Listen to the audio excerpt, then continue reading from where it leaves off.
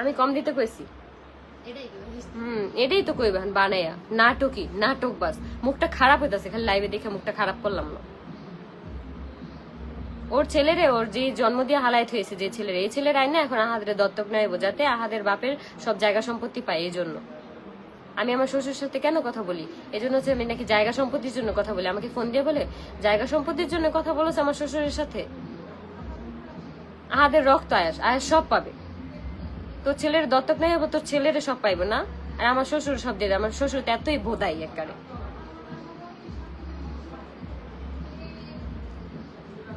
বিয়ের আগে হচ্ছে দীপা থাকাকালীনই ওরা পরকীয়া করছে।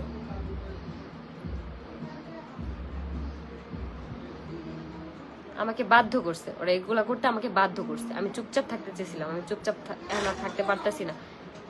একটু দাও, এটা লাগাই দাও। আগে ভিডিওগুলো দেখতে মনে করতাম তোমরা ওখানে সুখে নাকিকাপুর কাছ থেকে সব আসল ঘটনাগুলো জানতে পারতেছি দিন দিন। আমি যখন ভিডিও করতাম ওইটা ছিল স্ক্রিপ্টেড। আমি সারাদিন আমার মন মানসিকতা অবস্থা এত খারাপ ছিল, আমি সারাদিন কান্না করতাম। তিশার মা আর তিশা বলতো যে তুই সারাদিন যতই কান্না করিস না কেন, কিন্তু ভিডিওতে যখন আসবি তখন তোর হাসি মুখ থাকতে হইব। তখন নাকি আমার হাসি মুখ থাকতে হইব। নাটক বাস। হাসি মুখ থেকে কি হইলো? সেটা আমার পোলাটারে তো আমি সবকিছু থেকে বঞ্চিত করলাম। আমি চাই যে আমার পোলার সব ভরণ পোষণের দায়িত্ব নেক, নাহলে এই পরিণাম খুবই খারাপ হবে। খুবই খারাপ হবে মানে খুবই খারাপ হবে।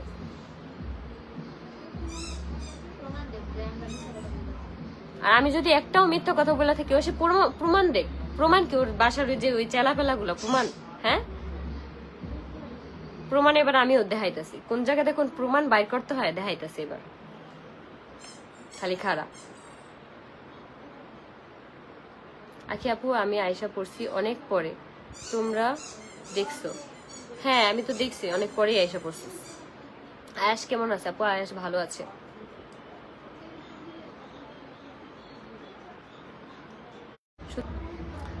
শুধু কি তিশা খারাপ, রাতুলও কম খারাপ না? রাতুল মানে আহাত। হ্যাঁ জানি, রাতুল মানে আহাত।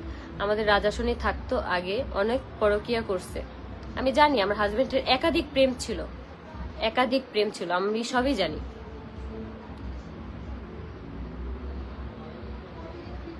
আয়াসকে আনো দেখি আপু। আয়াস হচ্ছে খালি গায়ে আমার মনটা। Love you Api, love you two. আপু 203 নিয়ে যখন ভয়েস আপলোড দিত তখন ভয়েসগুলো কি তিশা শিখিয়ে দিত? হ্যাঁ, আমি কখনোই ভয়েস ওভার দিতে পারতাম না, যার কারণে শিখিয়ে দিত। এখন শিখতে শিখতে অনেকটা পারি। এখনো আমার কথাগুলো কিন্তু অনেক থতলায়, যে এটা তোমরা হচ্ছে আমার ভয়েস দেওয়া ভিডিও দেখলেই দেখতে পারবা। আমার কমেন্ট পড়েন টুটুলের সংসার। আপু এই যে পড়ছি তোমার কমেন্ট। হ্যাঁ আপু, তখন হচ্ছে সেই ভয়েসগুলো আমাকে শিখিয়ে দিতে। এমনও দিন গেছে ভয়েস দিতে দিতে মনে করো 4-5 বার করে দিতাম, তারপর হচ্ছে দেওয়া একদম ঠিক হতো। আমি হচ্ছে এখন লাইভটা শেষ করব।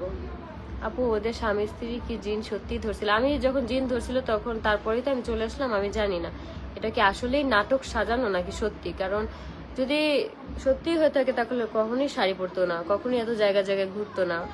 কক্সবাজার গেল তখন কি জিন কি তখন কি ইয়াতে রিটায়ার্ডে গেছিল জিন? যখন বৃষ্টিতে ভিজছে তখন কি জিন রিটায়ার্ডে গেছিল? ছুটিতে গেছিল জিন। নাটকের জায়গা পায় না। নাটকে এবার ছুডামো, ঠিক মতন নাটক ছুডামো এবার। আমারই বেশি চেতাইছিস না, খেপাইছিস না, এবার নাটক দেখবি। কতবার সাহস আমার গায়ে হাত তুলছিস? আমার বাপ মারে পর্যন্ত আমি বলিনি যে আমার গায়ে হাত তুলছিস। আমি চাইনি এত ঝামেলা। এখন দেখবি আমার গায়ে হাত তুলছিলি না, এখন দেখবি আমার আসল রূপ দেখবি। এখন এই মহিলা অনেক চালাক, আমরা সবাই বুঝতে পারছি। অনেক চালাক মানে ওর মা আর মেয়ে বহুত চালাক, দুরন্তর চালাক। এক কথায় বলতে গেলে ছেলে ধরা ওরা, ওর মা আর মেয়ে। ওর মারও কোনো জামাইয়ের ঠিক নাই, আর ওর কথা তো বাদই দিলাম। ওর একটা বান্ধবী আছে যে ওই ইয়াতে থাকে, হাতির ঝিলের এখানে থাকে।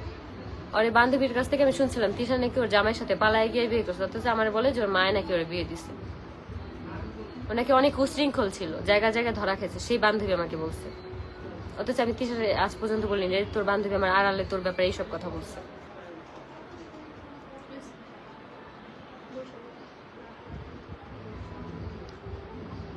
আসলে গায়ে হাত তুলছে তোমার কিভাবে? যেদিন আমি চলে আসবো সেই দিন কথা কাটাকাটি হইতেছে, ওই সময় আহাদও আমাকে থাপ্পড় মারছে, তিশা আমাকে চুল ধরে মারছে, তারপর হচ্ছে থাপ্পড় মারছে। তারপরে আমি রাগের মাথায় আমি বলছি যে আমার মার এখন কল দিয়ে আমি চলে যাবো বাসায়, আমাকে দেখে একা আসতে যাইতে দিবে না, মানে একা বাসা থেকে বের হইতে দিবে না। তারপর হচ্ছে আহাত তিশা দুজন মিলে হচ্ছে আমার মাকে ফোন দিছে, আহাত কথা বলে নাই, তিশা ফোনে কথা বলছে।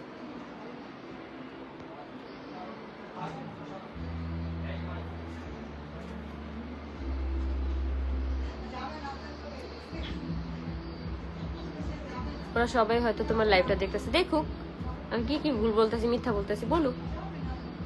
কোনো সাহস আছে কথা বলার?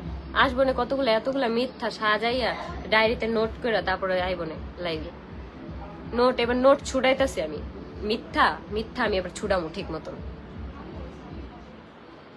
আপু তুমি জেনে বুঝে এই কাজ কেন করলে? আপু আমি তখন বুঝি নাই যে আমাকে দিয়ে এরকম ভাবে ভিউ ব্যবসা করবো। আমি ভাবছি যে হয়তো আমি জেনে শুনেই তো গেছি, আমি ভাবছি যে হয়তো আমার বিয়ে হলে মানে তখন আমি অনেক ডিপ্রেশন ছিলাম যে একটু ভালো থাকবো হয়তো, মানে যেহেতু মাইনা নিচ্ছে আর ও মাইনা নিচ্ছে, মানে সব দিক থেকেই তো মানাই আর কি বিয়েটা হয়েছে। তখন ভাবছি যে ভালো থাকবো, কিন্তু যাওয়ার পরে দেখি যে আসল রূপ বের হয়ে গেছে।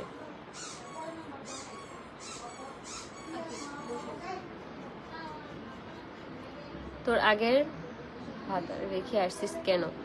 এটা কেন আসছি ভালো করে জানিস, আর একটা ভিডিও আছে যে কেন আসছি। আমি যা সত্যি তাই বলছি, কোনো মিথ্যা কোনো আশ্রয় নেইনি। তুই যেমন মিথ্যার আশ্রয় নিছিস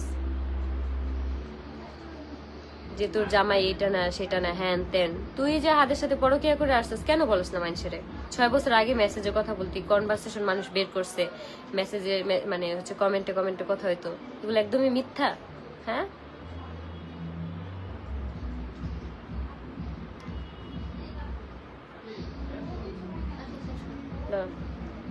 আমি হচ্ছে এখন লাইভটা শেষ করব, এখন হচ্ছে বাবুকে একটু সময় দিব, আর আমার বাবা আসছে, আমার বাবার সাথে কথা বলবো। সবাই ভালো থাকো, সুস্থ থাকো।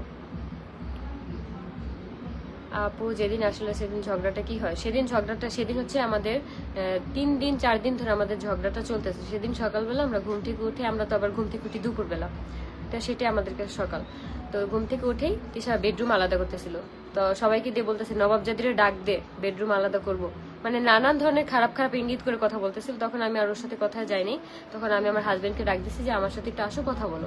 তখন আমি আমার হাজবেন্ডকে ডাক দিয়ে বলতেছি যে কিভাবে কি করতে চাচ্ছে, বেডরুম যে আলাদা করবে, তুমি কি একদিন আমার সাথে ঘুমাবে একদিন ওর সাথে ঘুমাবে এইভাবে? বলতেছে আমি জানি না, আমাকে কেন প্রেশার দিতেছো, আমাকে মেন্টালি প্রেশার দিতেছো, টর্চার দিতেছো, এরকম জোরে জোরে কথা বলছে। তখন আমি বেডরুম খুলে আমি বলে তিশাকে ডাক দাও, তিশাকে ডাক দিছি। তিশা আমাকে বলতেছে কেন আমার হাজবেন্ডকে তুই মেন্টালি প্রেশার দিতেছিস, মানসিক ভাবে তো শেষ হয়ে যাচ্ছে তোর জন্য দিন দিন, এরকম ভাবে আমাকে কথা বলতেছে। পরে আমি বলতেছি যে আমি ওর কাছে একটা কথা জিজ্ঞেস করলেও যদি এটা খারাপ হয় বা মেন্টালি প্রেশার দিই তাহলে আমি এখানে থাকবো না। এই কথাটা বলার পরে হাত হচ্ছে আমাকে 2টা থাপ্পড় মারছে। আমি বলছি যে আমার বলতেছে যে এত উঁচু গলায় কথা বলতেছে, 2টা থাপ্পড় মারো, আমাকে থাপ্পড় মারো। তখন আমি হাতের হাত ধরে টান দিয়ে বলছি যে হ্যাঁ থাপ্পড় মারো, আমাকে মারো। তখন হচ্ছে সেই হাত ধরাতে তার হাতে শিলি ছিল, ব্যথা পেয়েছে, কিন্তু এটা আমি ভুলবশত আর কি আমার খেয়াল ছিল না তখন রাগের মাথায়। তারপর হচ্ছে আমাকে 2টা থাপ্পড় মারে। আর যখন আমি থাপ্পড় মারার পরে আমি বলছি যে আমি থাকবো না, আমি যখন অন্য রুমে যেতে চাইছি তখন তিশা আমাকে জোর করে হাতটা ধরে তারপর হচ্ছে আমার চুল ধরে আগে টান দেয়, তারপর হচ্ছে 3-4টা থাপ্পড় মারে। তখন বাসার প্রত্যেকটা মানুষ, সামি, মুনতাহা, রাজ, ইরফান, তারপর হইতেছে জিহাদ, ওই ইরফানের আম্মু, সবাই তাকায় তাকায় দেখতেছিল। একটা মানুষ আমার কাছে এসে ওকে আটকায় নিয়ে যে ওকে মাইরো না। তিশা মারার পর আমি অন্য রুমে চলে যাই, আমি আমার ব্যাগ গুছানোর জন্য। পরে আমার বলতেছে তুই খালি গায়ে যাবি, তুই বস্তির মেয়ে, বস্তির থেকে যেভাবে আসো সেভাবে যাবি, এরকম বলতেছে যে তুই খালি গায়ে যাবি, এক কাপড় চোপড় যাবি। তারপরে আমি আয়েশের যেহেতু হচ্ছে আমি একা আমার কোনো কাপড় চোপড় নিতে দেবেন না, তো ওই জন্য হচ্ছে আমি আমার কাপড় চোপড় নিয়ে আমি আয়েশের ব্যাগ নিয়েছি, আয়েশের ব্যাগ গুছাবো। পরে যে এগুলো যে নিতেছে এগুলো কার টাকার, এগুলো আমার টাকার, আমি কামাইছি। আয়েশের ব্যাগ, আয়েশের হচ্ছে ফিডার, আয়েশের কোনো ফিডার দিব না, তুই যে কামাইয়া হে পরে খাওয়া, কোনো ফিডার দেওয়া যাবে না, আয়েশের কোনো কাপড় চোপড় দিব না, তোর টাকার কামাই এরকম করে বলতেছে। তারপর আমি আয়েশের কোনো কিছু গুছিয়ে আনি, তখন আমি বের হয়ে যেতে চাইছি, আমাকে বের হইতে দেয় না, কয় তোর আম্মু আব্বুরে কল দিবো, তোর আম্মু আব্বু এসে তোকে নিয়ে যাবে, তো যদি রাস্তাঘাটে কিছু হয় তাহলে এই ড্রাইভার কে নিবে। পরে বলছি যে আমার আম্মু আব্বুর কল দিই। তারপর আমার আম্মু আব্বুর কল দিয়ে তিশা আমার আব্বুকে আসতে বলে, আমার আব্বু অসুস্থ থাকার কারণে যাইতে পারেনি, আমার আম্মুকে পাঠাইছে। তখন হচ্ছে আমার আব্বু আর কি আহাদের সাথে কথা বলতে চাইছে, কিন্তু আহাদ তখন কথা বলেনি। তখন তিশা বলে যে তোমার কথা বলা লাগবে না, তুমি কোনো কিছু কথা বলতে পারো না, ওর বাপে যা বলবো তাই গুল্লা যাইবা তুমি। তো বলে যে আহাদ অসুস্থ, আব্বা আহাদ কথা বলবে না। তো এই কথা বলে আমার বাবার থেকে কথা কাটায় নিছে। তো তারপর হচ্ছে আমার আম্মু যখন আসে তখন নাটক যে থাক কি যা হওয়ার হয়েছে, চল আমরা কক্সবাজার যাই, কক্সবাজার থেকে এসে তুই তোর বাসায় যাস। আমি কই না, আমার এখন কক্সবাজার যাওয়ার কোনো মন মানসিকতা নাই, তোরা যা, আসার সময় আমাকে বলছে আমি আসবো না।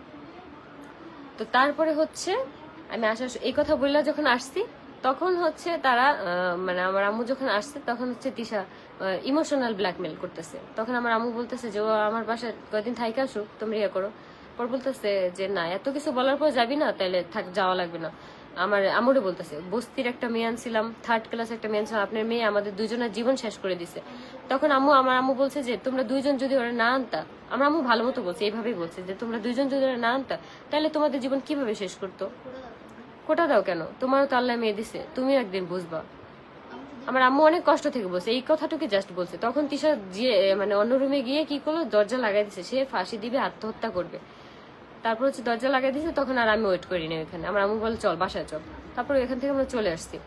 আসার পরে হচ্ছে মানে এরপরে অনেক 2-3 দিন পরে হচ্ছে ওই বাসার আর কি আমার ইরফানের আম্মুর সাথে আমার সবসময় যোগাযোগ ছিল।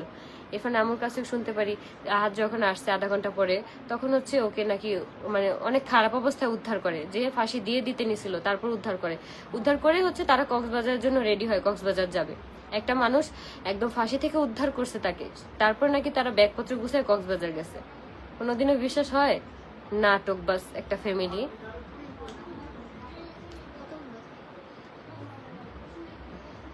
রিয়েল আইডি দিয়ে কোনোদিন আইতে পারবো? কতগুলো এই যে চামচা আছে না ওদের, এই যে সাদিয়াতুন নাফিসা, তারপর হচ্ছে অপসরা, এই যে গ্রুপের যে অ্যাডমিন মেয়েগুলো আছে না, এই বস্তি মেয়েগুলা হচ্ছে 3-4টা করে আইডি খুলে রাখে। বস্তি মেয়েগুলা 3-4টা করে আইডি খুলে রেখে তারপর হচ্ছে মানে তিশার নামে কেউ কিছু বললে ওদেরকে অ্যাটাক করে, সেই ফেক আইডি নিয়ে।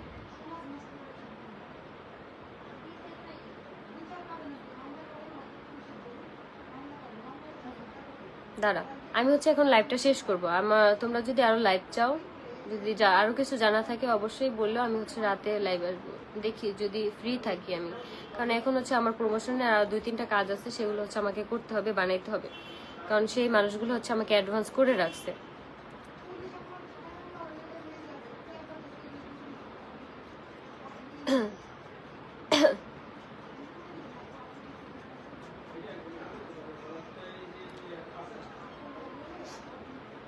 আপনার প্রবলেম কি জিজ্ঞেস করেন, ওর প্রবলেম কি, ওর প্রবলেম কি জিজ্ঞেস করেন। ফেক আইডি দিয়ে যে এভাবে কমেন্ট করতেছে, প্রবলেম কি এদের?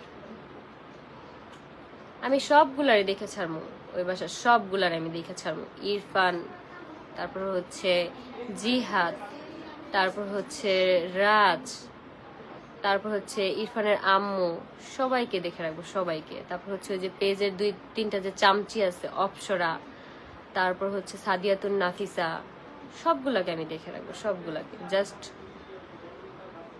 সময়ের অপেক্ষা শুধু, দেখি তোরা কি করস, আমি তারপর আর কি।